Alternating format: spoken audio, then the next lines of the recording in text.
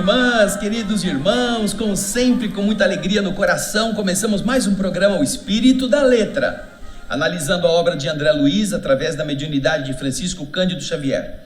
Hoje vamos para mais um capítulo, só estão faltando 6 capítulos, pouquinho, já estamos no fim. E na sequência, que nós temos visto nos programas anteriores, nós vimos aquilo que foi a gestação frustrada, no capítulo 13, e agora nós vamos ver no capítulo 14 o tema voltando à tona através do aborto criminoso. Este é um capítulo longo. O que nós vamos ver hoje não é um capítulo breve como os anteriores.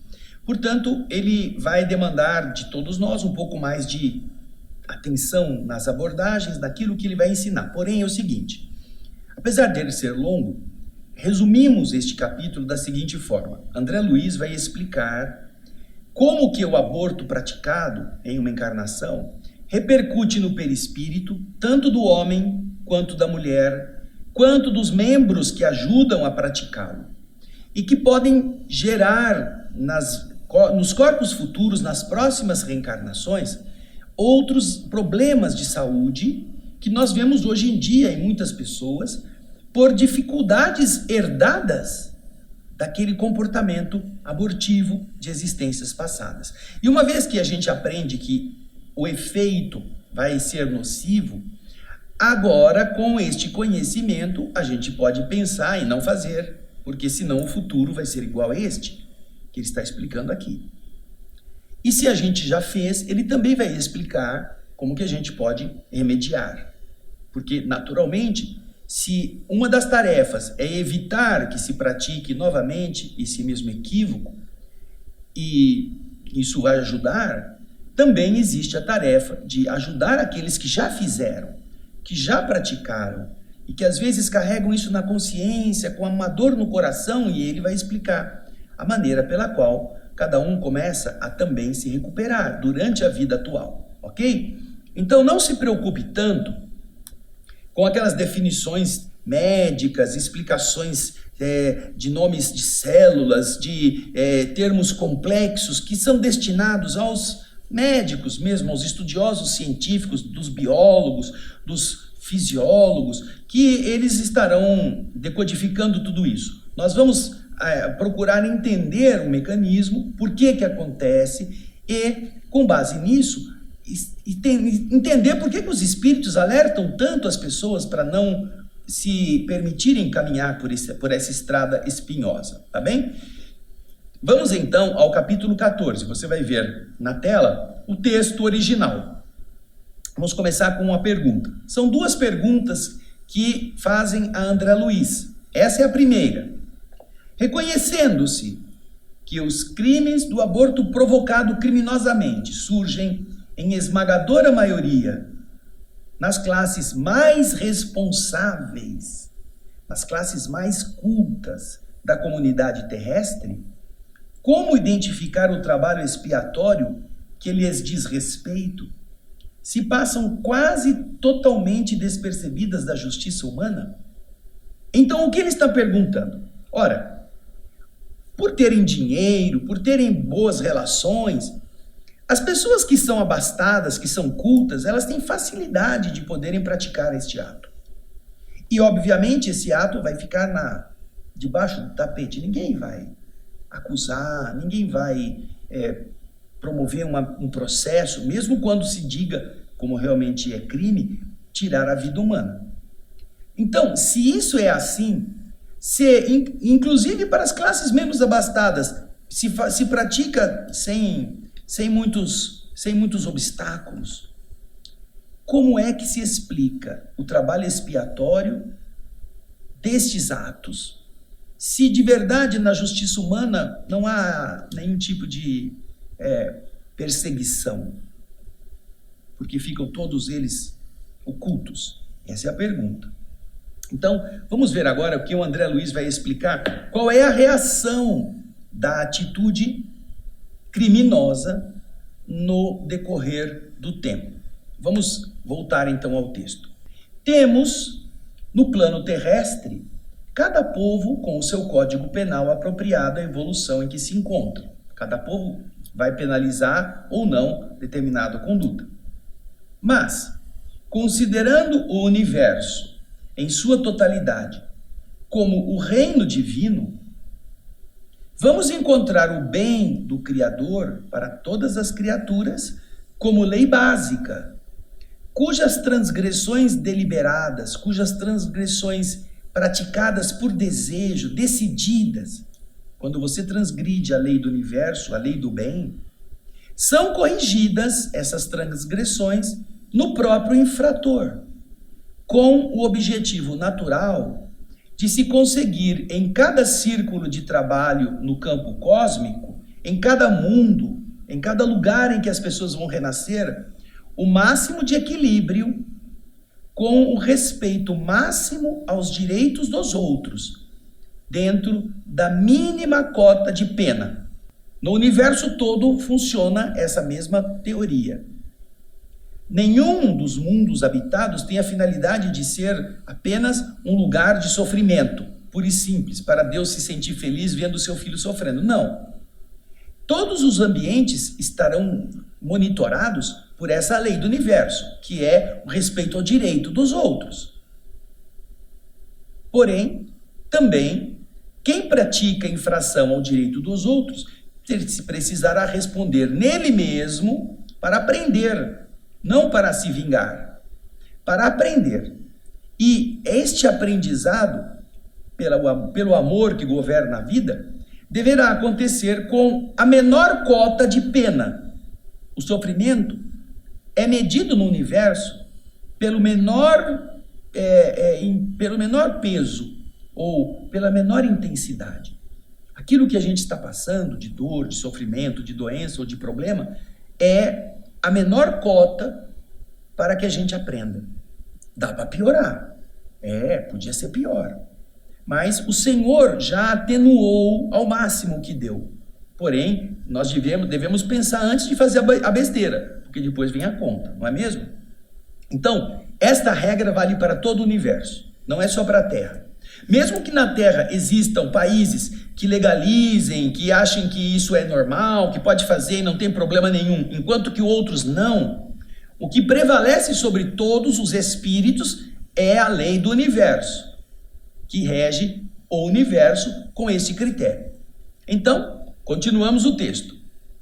Atendendo-se, no entanto, a que a justiça perfeita se eleva infalível sobre o perfeito amor, nesse hálito de Deus, em que todos nós estamos, em que todos nós nos movemos, toda a reparação perante a lei básica, a esta lei que nós nos referimos, ela se realiza em termos de vida eterna, e não de acordo com a vida transitória, fragmentária, que nós conhecemos na encarnação humana.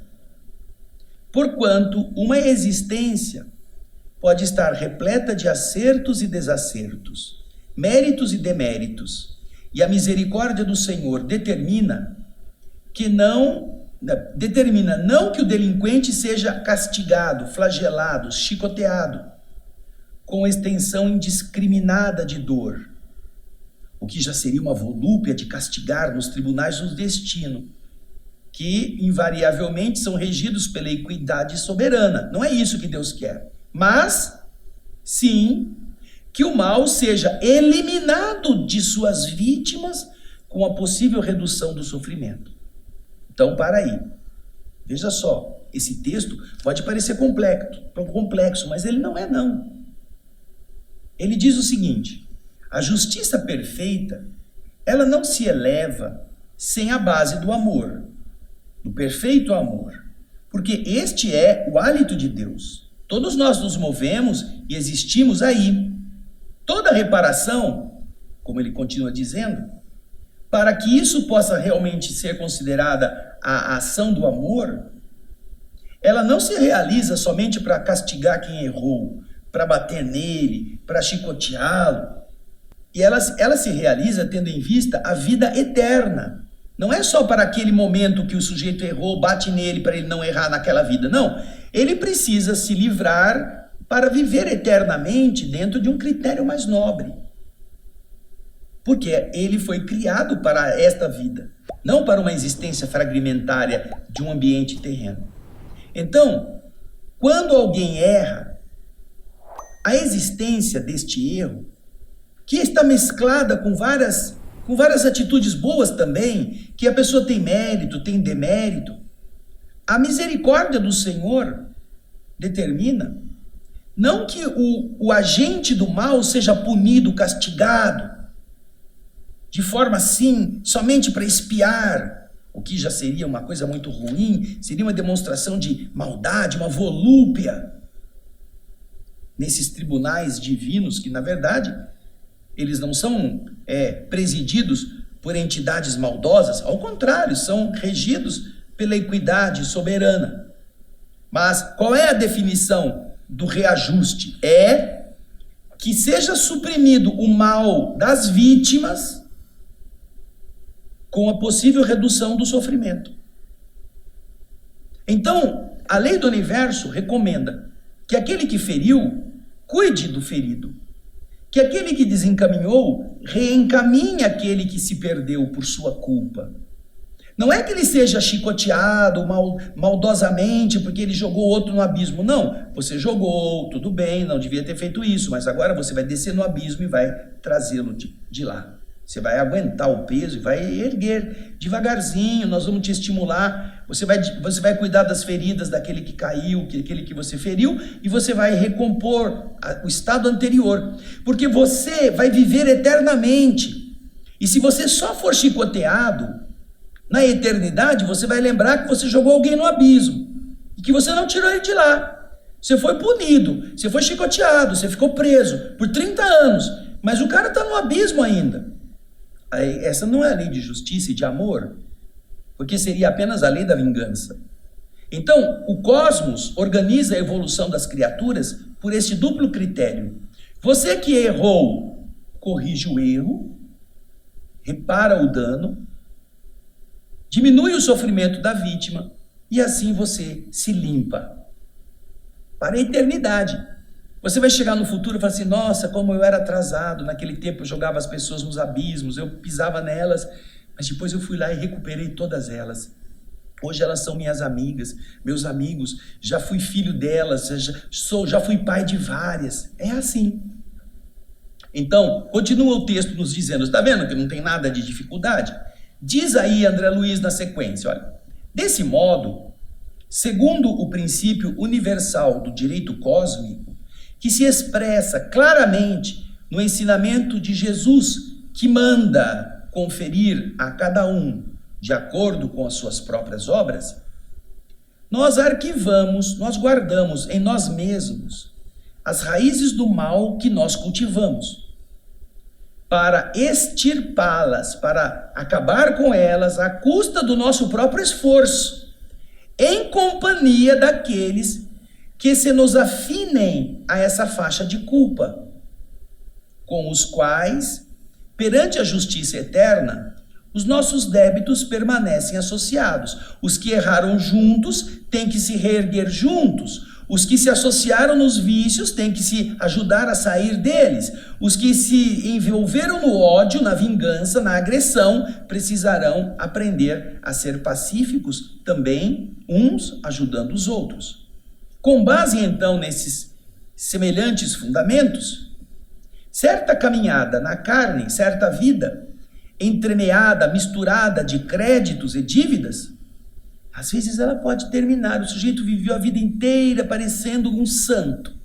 Pode terminar a vida com a morte, com o indivíduo parecendo que teve uma vida irrepreensível. Todos os que estão aqui vão, nossa, aquela pessoa era tão boazinha. Aquela alma que desencarnou vai juntamente com Deus.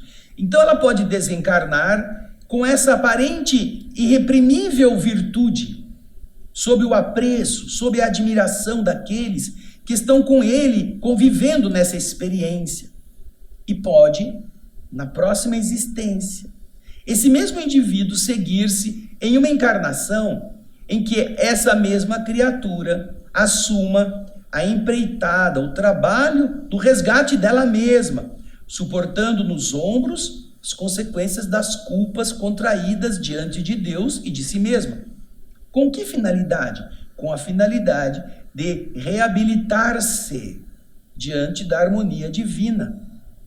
Caminhando desse modo, transitoriamente, ele vai estar assim, por um tempo, ao lado dos espíritos comprometidos em regeneração da mesma espécie. Então, ele vai passar por um tempo, se ele teve problema com abusos de natureza orgânica, ele vai renascer junto com outros que também adoeceram, outros doentes, outros pobres, outros miseráveis. Se ele foi agressor, ele vai nascer com todos os que foram agressores nas mesmas condições agora de vítimas, recebendo o efeito de suas atitudes. É aquela raiz que está em nós. É dessa forma, ele continua explicando então, é dessa forma que a mulher e o homem, vejam só, não é só a mulher, são os dois, que se acompliciaram, se associaram nas ocorrências do aborto delituoso. Mas, principalmente a mulher, cujo grau de responsabilidade nas faltas dessa natureza é muito maior do que o homem, diante da vida que ela prometeu honrar com nobreza através da maternidade sublime, tanto ela quanto ele fazem uma coisa errada. Porém, a mulher, quando vai reencarnar, ela sabe que ela será mãe, ela sabe que ela foi preparada para dar à luz a outros seres. Quando ela permite, quando ela se entrega, quando ela caminha por este caminho, a responsabilidade dela é maior por causa disto. Porém, nestes casos, tanto ela quanto o homem que participaram da mesma trama, eles desajustam as energias do seu corpo físico e do corpo espiritual, com mais penetrante desequilíbrio do centro genésico, das regiões onde o ato sexual se pratica e a consequência dele se apresenta na gravidez, tanto do homem como da mulher. Esse centro genésico, esse centro básico, o chakra, a ele correspondente, ficam desestabilizados. Desequilíbrio do centro genésico, implantando nos tecidos do perispírito, nos tecidos da própria alma, a sementeira de males que vão surgir mais tarde, em regime de produção a tempo certo. Isto acontece não somente porque o remorso daqueles que praticaram estes atos, aquilo que fica na consciência culpada, esteja entranhado, esteja enraizado no ser, como se fosse uma víbora magnética.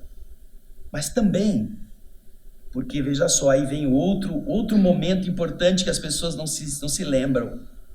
Porque além de você ter praticado uma coisa ruim contra a lei do universo, outros que você feriu, aqueles que foram vítimas, eles também vibrarão e, portanto, os que praticaram o delito assimilam inevitavelmente as vibrações de angústia e desespero.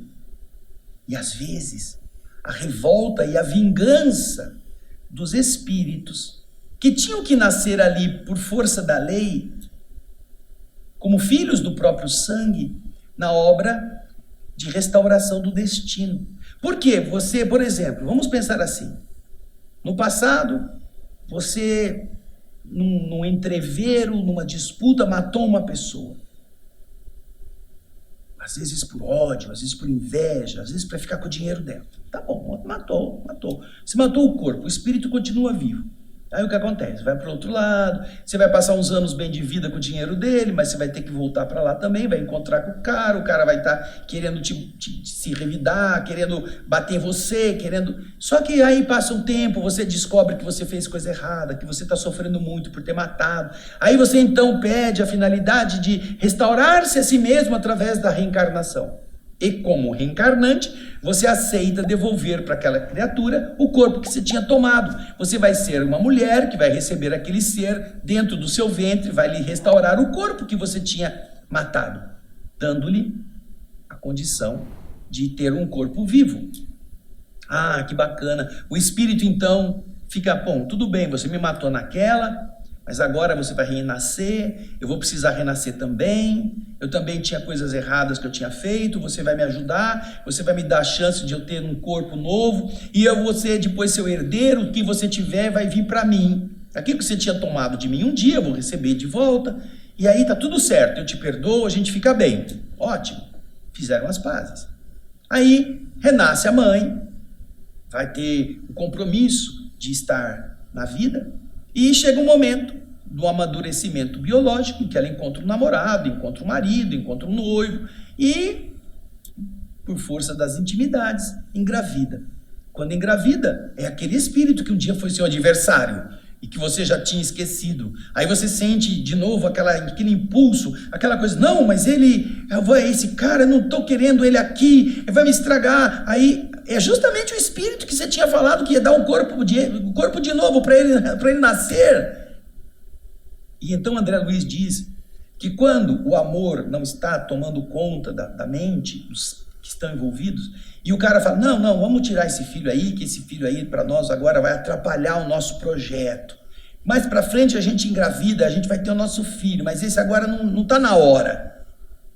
Quem é que está ali se preparando para ter o corpo, preso ao corpo? Justamente aquele que já foi assassinado uma vez, e que se a mulher não botar a pé firme e falar, não, eu vou ter esse filho é meu, se você quiser você vai embora, eu vou criar ele sozinho, que é uma demonstração do amor que você tem, do compromisso que você assumiu, fala, é verdade, né, eu também não quero ficar grávida agora não, eu tô muito jovem, eu quero desfrutar a vida, manda tirar. Ou seja, você vai matar o mesmo cara, o mesmo espírito pela segunda vez. Você acha que ele vai gostar? Hein? Você acha? Pensa um pouquinho.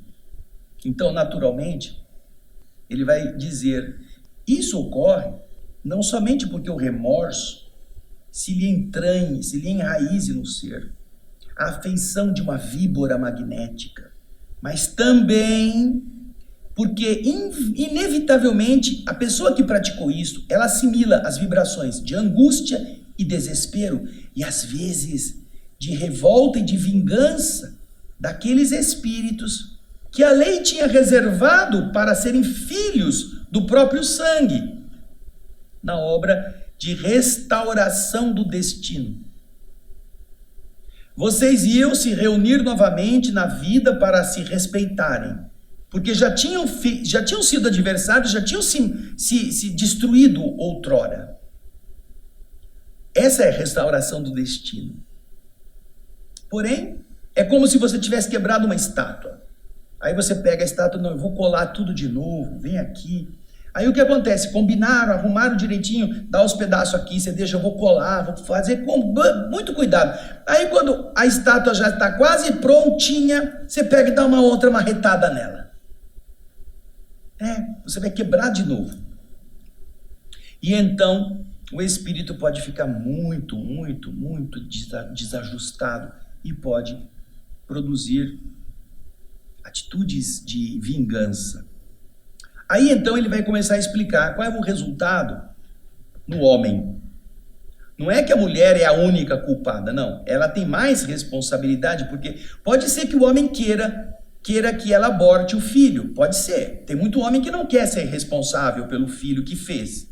Que não é homem, né? Que moleque. Mas se a mulher falar assim, não, eu vou ter esse filho, você pode ir embora que eu crio ele sozinho, ela impede o aborto. Ela impede. Então, a responsabilidade de dizer sim ou não é maior da mulher. Agora, no homem que quer fazer isto, e que pressiona para fazer isto, e que às vezes paga, às vezes chantageia, este homem também. Ou mesmo aquele que não tem muita ação, mas que pela sua falta de compreensão, de apoio à mulher, fraca, ela acaba fazendo, no homem acontecem resultados, efeitos. Então, vamos ver o que acontece, porque algumas pessoas hoje estão sofrendo de certas lesões na área genésica, enraizadas exatamente nisto. No homem, diz André Luiz, o resultado dessas ações aparece quase sempre na existência imediata, aquela na qual ele se envolveu com o aborto, em compromissos desse tipo. De que maneira?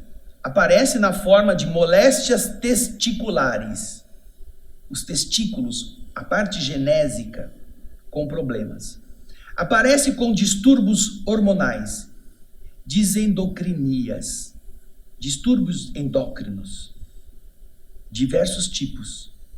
Distúrbios mentais, a pessoa fica meio com problemas de comportamento, meio com manias, com pessoas que têm algumas alterações emocionais, agitações, distúrbios mentais, com evidente obsessão por parte de forças invisíveis, esquizofrenias ou oligofrenias, evidentes obsessões causadas por forças invisíveis emanadas de entidades retardatárias, entidades atrasadas, que ainda se encontram em dificuldade para desculpar-lhes a deserção.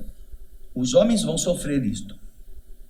Então existem homens em estado de problemas emocionais, de dificuldades de relacionamento, de frustrações, de inseguranças afetivas, que estão recebendo, em alguns casos destes tipos, a ação de abortos para os quais eles fizeram também pressão para que acontecessem, e também a pressão das entidades que foram vítimas deste comportamento outrora, que agora perseguem fazendo esses desajustes emocionais na estrutura mental do homem. Agora ele vai explicar o que acontece nas mulheres, quando as mulheres praticam isto. Acompanhe o texto. Nas mulheres, as derivações, as consequências surgem extremamente mais graves. O aborto provocado, sem necessidade terapêutica, porque pode acontecer que o aborto seja necessário para salvar a vida da gestante. A lei permite e os espíritos explicam no livro dos espíritos que essa é a única situação em que se autoriza o aborto, para salvar a vida da parturiente, da mãe.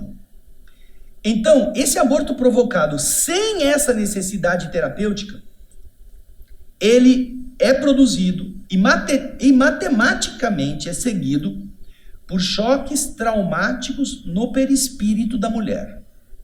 Tantas vezes quantas este ato se repetir, esse ato de delito, de lesa maternidade. Quantas gestações se a mulher tiver interrompido, tantas vezes serão os choques produzidos, estes choques traumáticos no perispírito, mergulhando as mulheres que o praticam em angústias indefiníveis, além da morte, de vez que, por mais extensas se lhes façam as gratificações e os favores dos espíritos amigos, dos benfeitores, que vão recordar as qualidades elogiáveis que elas tinham, mas elas se sentem diminuídas moralmente em si mesmas, com o centro genésico do perispírito desordenado e infeliz.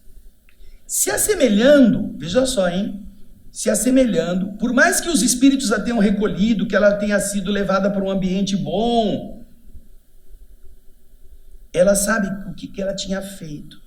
Então André Luiz aqui compara a condição dessas pessoas com a de alguém que indevidamente foi admitido num festim brilhante, numa grande festa, carregando, porém, uma lesão, uma chaga, que a todo instante se apresenta aos olhos dos outros. É como se você fosse numa festa de gala, vestido de bermuda e chinelo. Todo mundo gosta de você, todo mundo te agrada, mas você vai ver que você se sente mal, porque a sua roupa não está condizente. E no caso aqui, não é uma roupa, é uma chaga, é uma ferida aberta. Desse modo, diz André, ressurgem na vida física, quando vão reencarnar essas pessoas que praticaram o aborto, no caso das mulheres, manifestando no corpo, gradativamente, na tessitura, na estrutura das suas células que se revestem nas funções genésicas, aquela disfunção que podemos nomear como a miopraxia do centro genésico atonizado, ou seja, enfraquecimento do centro uterino, do útero e do ovário. Centro genésico atonizado, sem tônus, útero e ovário. A pessoa vai reencarnar, o corpo desta pessoa não terá este centro genésico funcionando corretamente. Padecendo, sofrendo, logo que reconduzidas à maternidade, então ela reencarna. Tá bem, tá tudo bem, mas aí se casa, ou começa a ficar grávida, ela começa a ter o quê? Ela começa a sofrer as toxemias, uma invasão de toxinas no sangue, as toxemias da gestação. Dilapidado, então, ferido o equilíbrio do centro referido, uma vez que o centro genésico está avariado, e aí ele vai começar a dar os nomes das células, não é? As células ciliadas, mucíperas e intercalares, que são tipos de células específicos do processo da gravidez, elas não dispõem da força necessária na mucosa da tuba, da tuba que conduz do ovário ao útero o óvulo, aquele tecido e aquele muco no interior das trompas. Ela não possui força precisa para conduzir o óvulo na trajetória que ele precisa ir para o interior da trompa. Nem a alimentação, nem os requisitos necessários para ir alimentando este óvulo nesse impulso da migração entre o ovário e o útero. Ele tem que passar pela trompa, ele tem que ser abastecido até chegar lá. Ele não terá condições de ser alimentado por deficiência hormonal do ovário, determinando então não apenas os fenômenos da gravidez fora do lugar, ectópica ou localização heterotópica do ovo, que é a gravidez fora do útero, mas também determinando fenômenos que são considerados como certas síndromes hemorrágicas de suma importância, decorrentes da fixação, da nidação do ovo fora do endométrio ortotópico, que é aquele tecido típico do útero destinado a receber o óvulo, o ovo fecundado. O nosso organismo é muito perfeito. O organismo da mulher tem todas as estruturas necessárias para que quando chega o ovo, já em processo de divisão, ele se aninhe no endométrio próprio, na sua região adequada. Porém, como está em desestrutura, aquilo ele vai se aninhar num outro lugar, numa região que não é adequada. E aí André Luiz continua explicando. E ainda mesmo quando já esteja acomodado nessa concha uterina, vai produzir os fenômenos daquela hemorragia que nós dissemos, trazendo habitualmente os embaraços da placentação baixa ou a placenta prévia hemorragípara, que produz ou causa hemorragia, que constituem, na hora do parto, verdadeiro suplício para as mulheres portadoras do órgão germinal do útero em desajuste. Então a mulher vai sofrer muito nesta hora, por causa justamente dessa disfunção, deste processo que foi ferido dentro do resgate de encarnações passadas. Aí ele continua explicando, olha lá.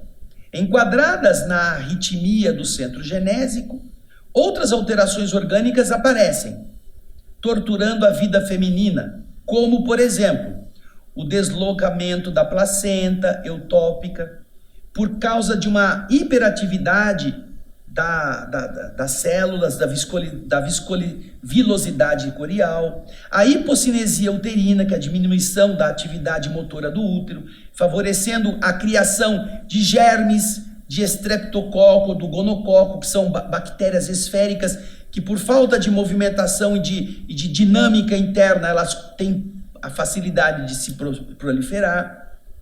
Quando acontece depois do parto, as crises endometríticas puerperais, que é a inflamação endométrica do pós-parto, Ou outras enfermidades, como a salpingite tuberculose, a inflamação da trompa uterina, a degeneração cística do córeo, que é a membrana que envolve o embrião quando ele está lá dentro, a salpingo-oforite, que é a inflamação da trompa uterina e do ovário ao mesmo tempo, no qual dentro deles existe um edema, um inchaço, uma acumulação anormal de sangue e começa aquele líquido decorrente da inflamação, aquele exsudato fibrinoso, provocar a aderência das pregas da mucosa tubária, preparando o campo propício a grandes inflamações daqueles órgãos daquela região, que às vezes a pessoa tem que ser operada de urgência, em que o ovário e a trompa experimentam a formação de tumores purulentos, que os identificam no mesmo processo de desagregação. Tudo isso pode acontecer. As síndromes circulatórias da gravidez, que aparentemente foi normal, quando a mulher no passado viciou também o centro afetivo, o centro cardíaco, em consequência de aborto calculado, e seguido por disritmia das forças do perispírito que regulam o eixo elétrico, coração, aquele eixo que mantém o coração em harmonia. Isso vai produzir o quê? Na nova encarnação e em pleno surto da gravidez, o enfraquecimento do aparelho cardiovascular, da gestante, com o aumento da carga plasmática na corrente sanguínea, por deficiência da produção hormonal. E então, daí resultam graves problemas da cardiopatia consequente. O coração vai ter problemas nessa área. Temos ainda a considerar que a mulher sintonizada com os deveres da maternidade, na primeira ou às vezes até na segunda gestação, ela foi mãe na primeira, foi mãe do segundo filho, porém, quando ela se desvia para o aborto criminoso, na geração dos filhos seguintes, ela inocula automaticamente no centro genésico e no centro do baço, o centro esplênico, do seu perispírito, ela vai gerar uma disfunção, uma falta de tonicidade, que vai produzir as causas sutis dos desequilíbrios ocultos, que numa próxima existência vão se evidenciar, vão se demonstrar pela vasta acumulação do tal antígeno. Antígeno, que é uma substância de origem estranha ao corpo, que vai impor as divergências sanguíneas entre a mãe e o filho, com as quais ela vai asfixiar gradualmente, por meio da destruição do glóbulo vermelho, aquele rebento de amor que ela guarda carinhosamente no próprio seio, a partir da segunda ou terceira geração. Porque as enfermidades do corpo humano, como reflexos das depressões profundas da alma, ocorrem dentro de justos períodos de tempo. Além dos sintomas que abordamos nessa sintética exposição, nestas causas das doenças do órgão genital da mulher, surpreenderemos largo capítulo a ponderar no campo nervoso, a face da superexcitação do centro cerebral, com inquietantes modificações da personalidade, que muitas vezes descambam no sofrimento da obsessão, devendo-se ainda salientar, realçar o caráter doloroso dos efeitos espirituais do aborto criminoso para os ginecologistas e obstetras delinquentes. Isso é grave para eles também. Eles sofrerão as consequências. E às vezes pioradas pelo número de abortos que eles ajudaram a praticar e pelo interesse monetário em fazer isso. Não é pouca coisa, não é mesmo? É claro que tudo isso não vai acontecer junto numa mesma pessoa, na mesma mulher. Porém, em cada uma das situações, o corpo perispiritual vai reagir e vai produzir alguns desses efeitos. E agora, a pergunta final, que é endereçada a André Luiz e que você vai ver aí na tela. Perguntam a ele: para melhorar a própria situação, o que deve fazer a mulher que se reconhece na atualidade com dívidas no aborto provocado? Para assim antecipar-se desde agora no trabalho da sua própria melhoria moral, antes que a próxima existência lhe imponha essas reações aflitivas e regenerativas. O que ela deve fazer agora? A você que já praticou o aborto por algum motivo, não importa qual foi, o que você pode fazer antes de uma próxima vida você ter que passar por isso? Aí vem a resposta de André Luiz.